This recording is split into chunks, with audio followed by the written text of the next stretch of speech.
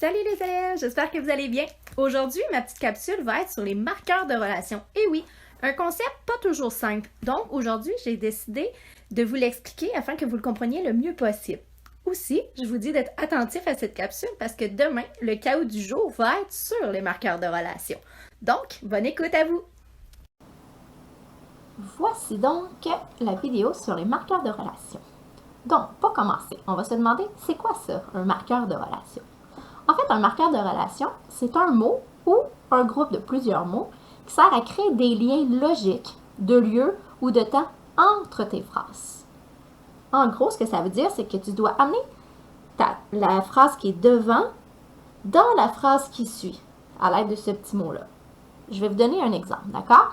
Si vous regardez ici, dans la première phrase qui est « J'aime aller faire l'épicerie, mais je dois respecter les règles du gouvernement ». La phrase devant, c'est « J'aime aller faire l'épicerie ».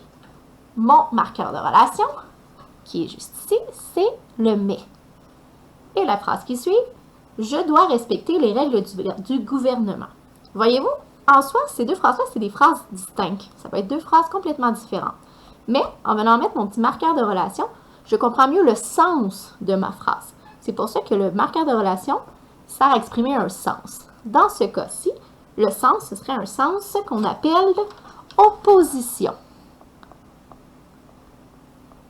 D'accord? Parce que ça vient opposer deux idées. Je fais une chose, mais je dois respecter autre chose. C'est pour ça qu'on appelle ça opposition. Si je vous donne un autre exemple, je vais dans la phrase ici. Je suis allée marcher et j'ai lavé mes mains en revenant à la maison.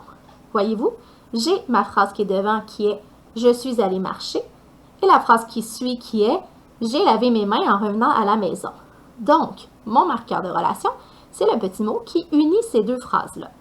Et le sens exprimé par ce mot-là, c'est un sens d'addition. Tout simplement parce qu'on vient ajouter une nouvelle idée à ma phrase. C'est pour ça que l'on appelle ça une addition. Je vais effacer et vous écrire deux nouvelles phrases. Laissez-moi quelques secondes.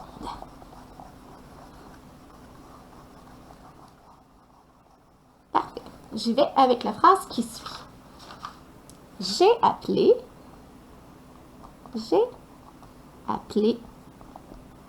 ma mère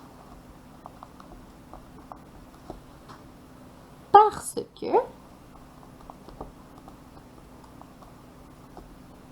je ne peux pas lui rendre visite.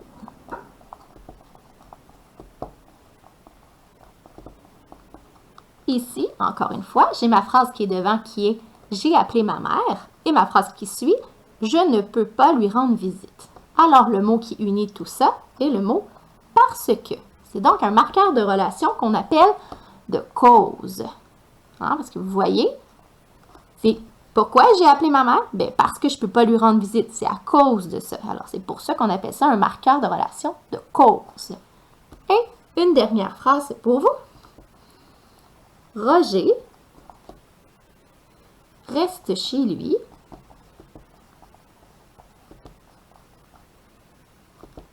c'est pourquoi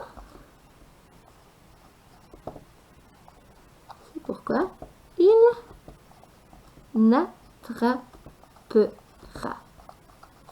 pas la COVID-19. Vous voyez mon inspiration du moment pour nos phrases dans notre belle pandémie. Donc, la phrase du début est « Roger reste chez lui ». D'accord avec moi? Et la deuxième phrase qui suit « Il n'attrapera pas la COVID ». Alors, une fois plus, qu'est-ce qu'on voit? C'est que c'est pourquoi et donc mon marqueur de relation qui unit ces deux phrases. Et ici, c'est un marqueur de relation qu'on appelle de conséquence. Ici, c'est la conséquence de mon geste. Roger reste chez lui. Par conséquence, il n'attrapera pas la COVID-19. C'est la conséquence qui arrive. Donc, voilà les 4 sens qu'on voulait voir avec vous. Évidemment qu'il en existe d'autres. Bon, super. J'espère que la capsule vous a aidé un petit peu puis que vous allez être en mesure de mieux répondre aux cadeaux de demain. Je vous souhaite une belle journée. On se dit à la prochaine. Bye!